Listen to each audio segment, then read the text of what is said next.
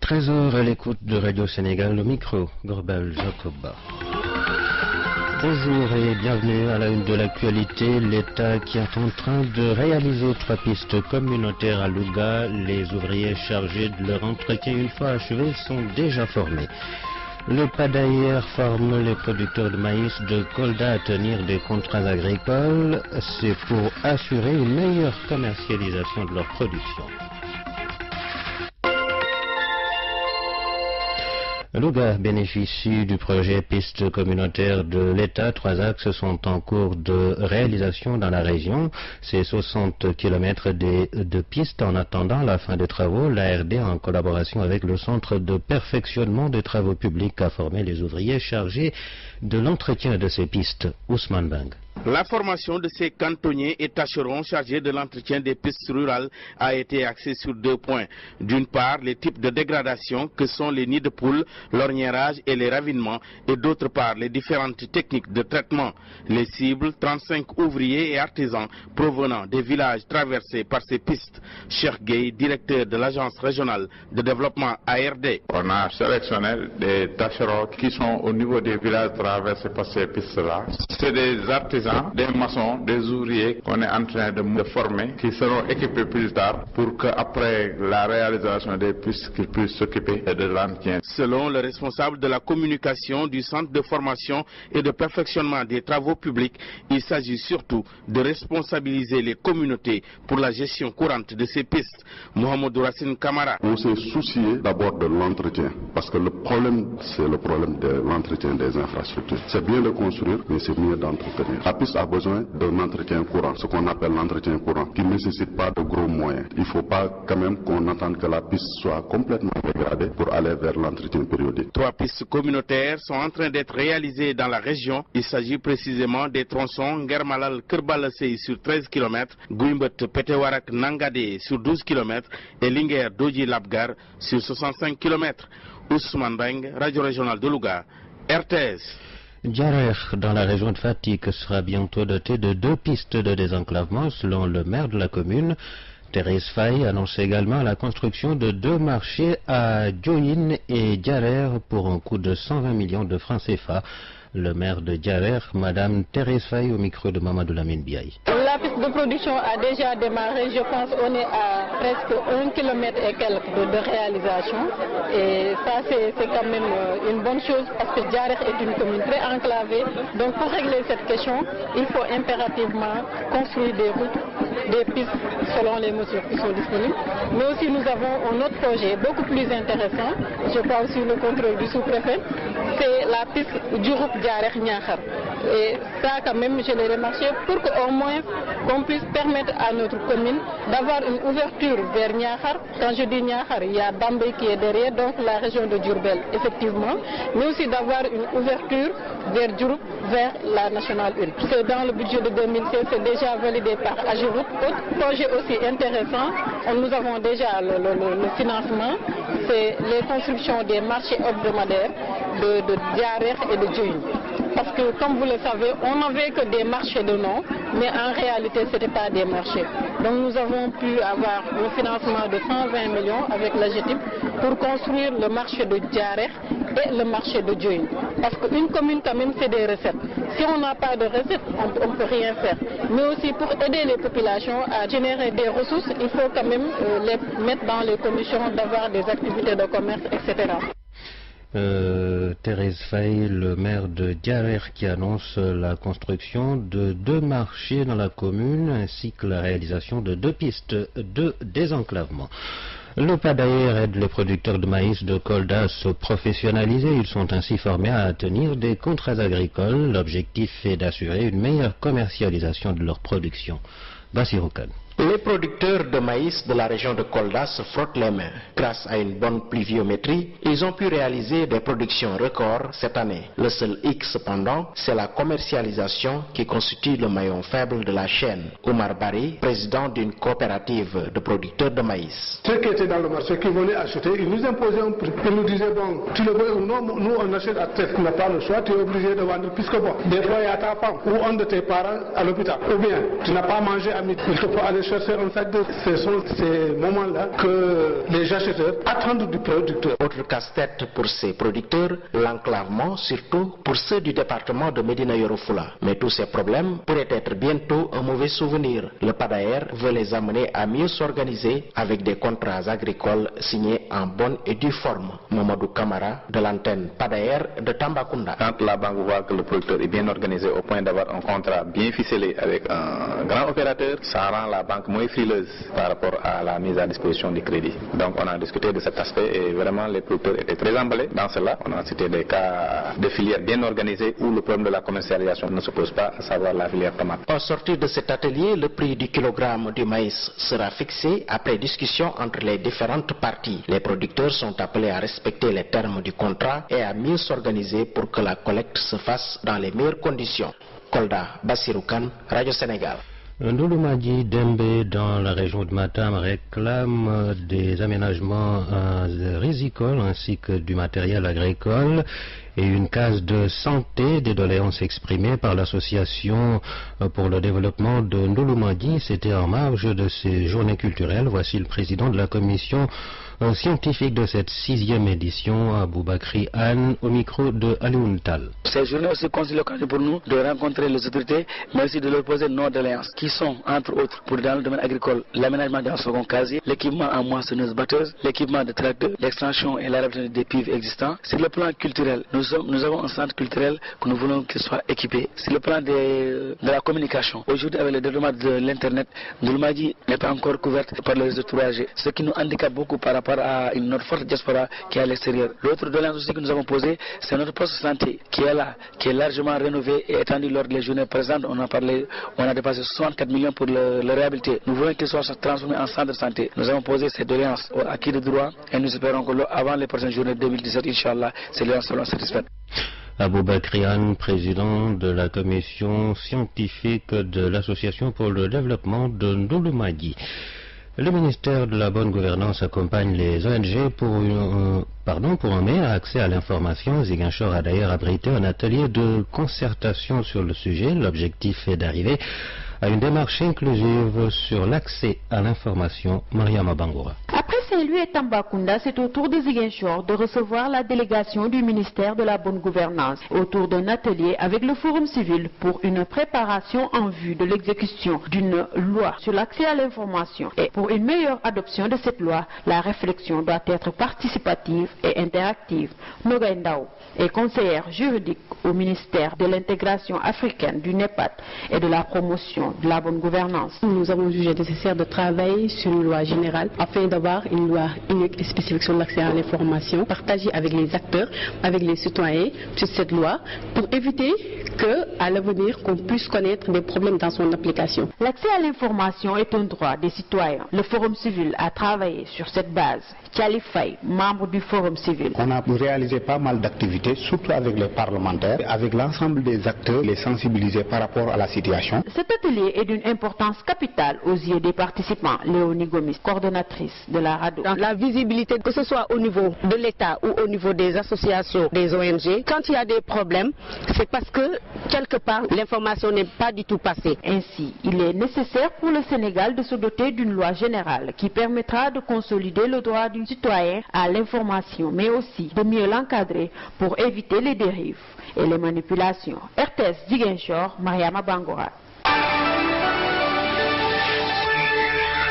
13h01 à l'écoute de Radio Sénégal. L'actualité ailleurs, les États-Unis se disent profondément déçus par la décision du président rwandais Paul Kagame qui a annoncé jeudi son intention de briguer un 3e mandat. Le département d'État américain vient de rendre public un communiqué dans lequel Washington exprime sa désapprobation après cette décision. Encore des drames de réfugiés en mer Méditerranée. Hier, un petit garçon de 2 ans mort noyé a été retrouvé dans les côtes grecques et ce dimanche, les gardes-côtes turcs ont secouru des candidats à l'exil bloqués sur un îlot en mer Égée.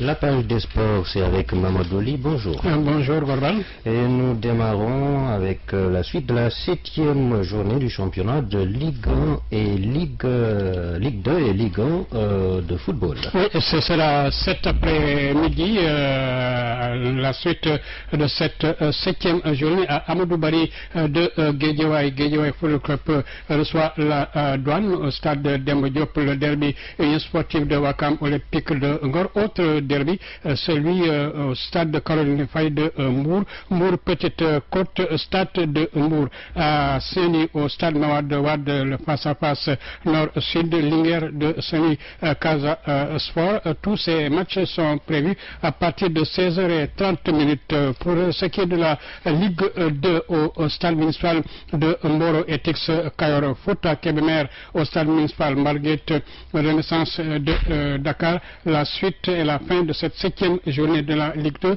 ce sera demain dimanche. Mais cette 7e journée a débuté hier. Des résultats ont déjà été enregistrés. Le Ndiambour de Louga conforte bien son fauteuil de leader avant même la fin de la 7e journée. Les Lougatois ont battu en déplacement le Djaraaf de Dakar par 2 buts à 1. Une victoire bien méritée selon le coach de l'Azac Ndiambour, Boukounta Sissé, que nous écoutons au micro de Abidjalo. Nous étions leaders et il fallait construire la première place. Nos garçons ont été à la hauteur de l'événement. Je pense également que nous avons gagné une équipe qui n'a pas démérité le Djaraaf. Comme nous sommes une équipe en apprentissage, je pense que c'est toujours une bonne chose de découvrir ce que nous valons. Et c'est ça qui est important dans ce match-là. Donc gagner le Djaraaf et rester en première place, donc nous réconforte et nous permet également d'avancer. Vous confortez votre fauteuil de leader avant même la fin de la 7e journée, c'est-à-dire que Ndiambour fait son petit bonhomme de chemin. Bon, en tout cas, nous nous sommes dit avec les joueurs qu'il faut gagner le match à domicile comme à l'extérieur. Donc on s'entraîne pour gagner le match. Et comprendre également que pour gagner, il faut jouer. Maintenant dans le jeu, nous avons des passes à vite qu'il faut régler parce que simplement nous ne croyons pas tellement à nous-mêmes. Nous ne croyons pas à nos possibilités. Donc il faut amener les joueurs à y croire davantage. Et ça, le match de Djaraaf qu'ils ont gagné peut les amener à gagner en confiance et à se considérer davantage.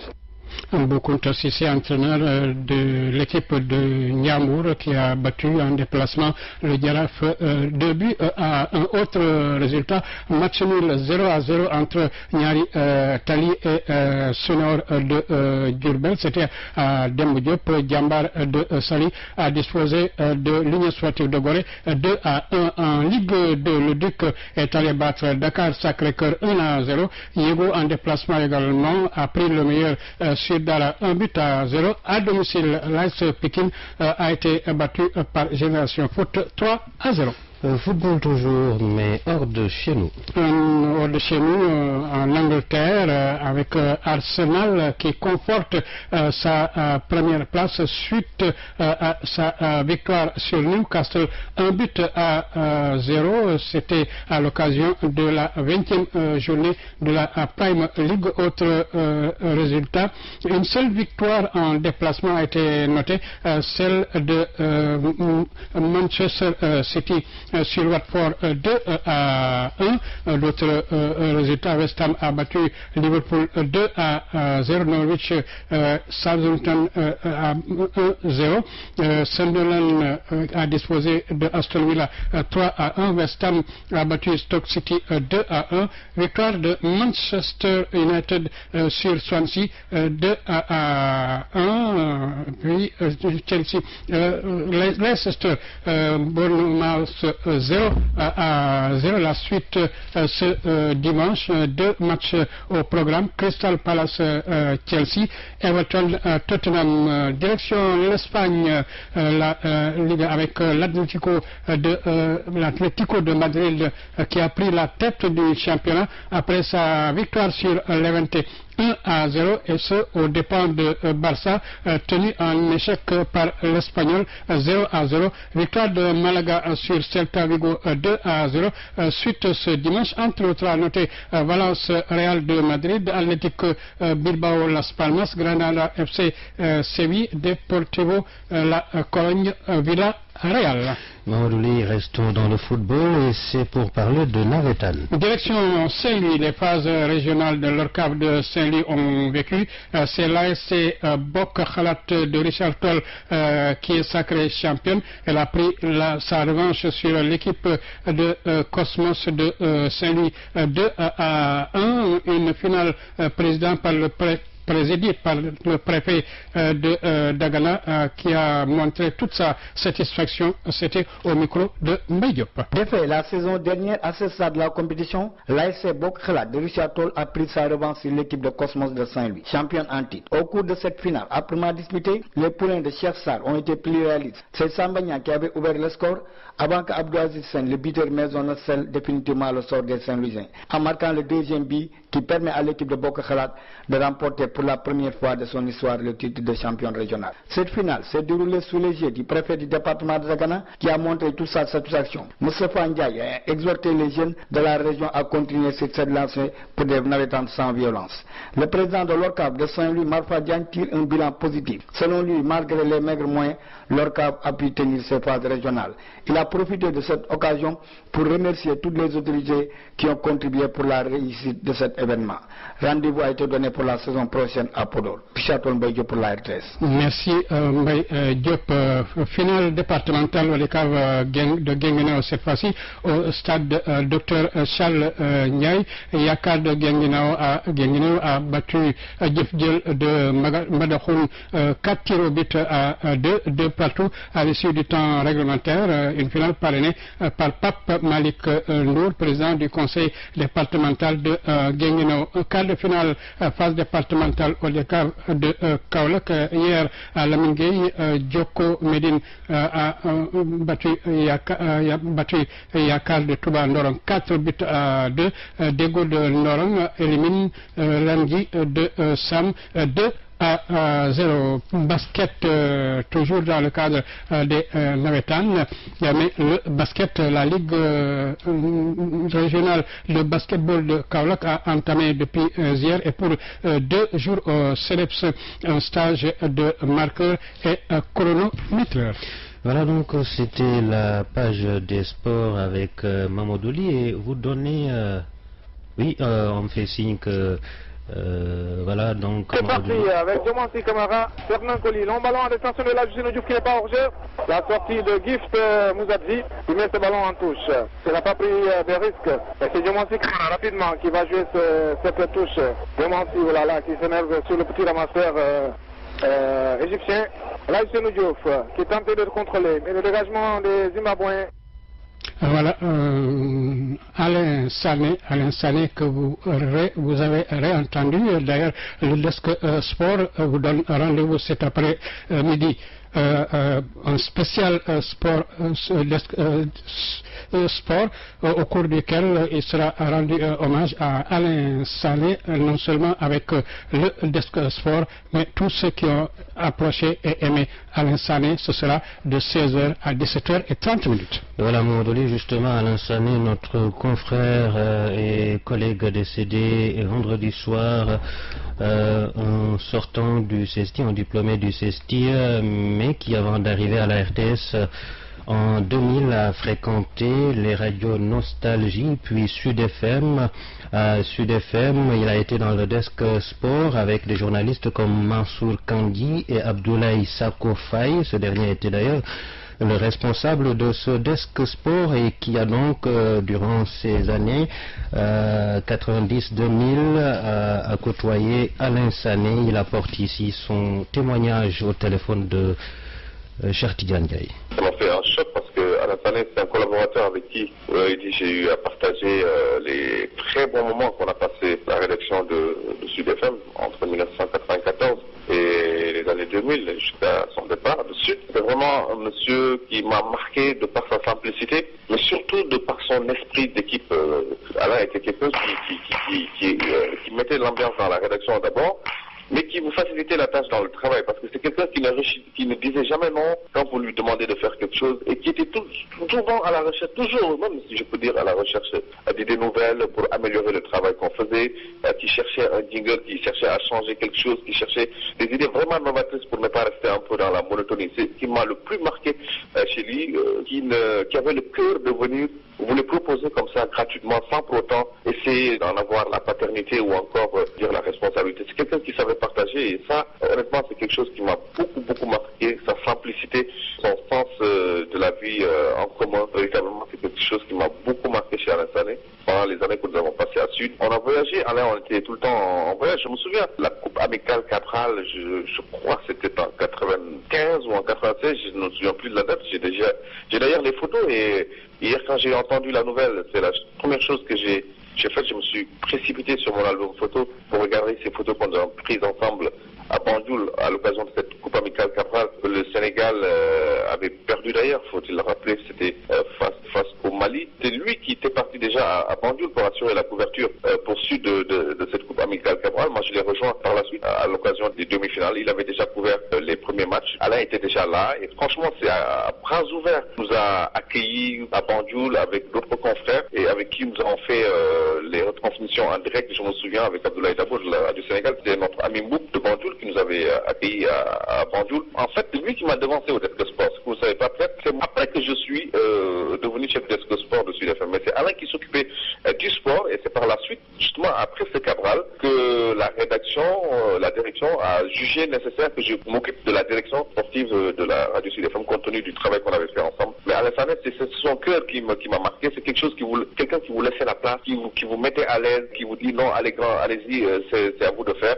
Et franchement, c'est quelque chose qui m'a beaucoup marqué chez lui. Abdoulaye Sakofaye, journaliste qui a eu à travailler avec notre défunt collègue Alain Sané. Il a porté ici son témoignage. C'est la fin de cette édition. Merci de l'avoir suivi.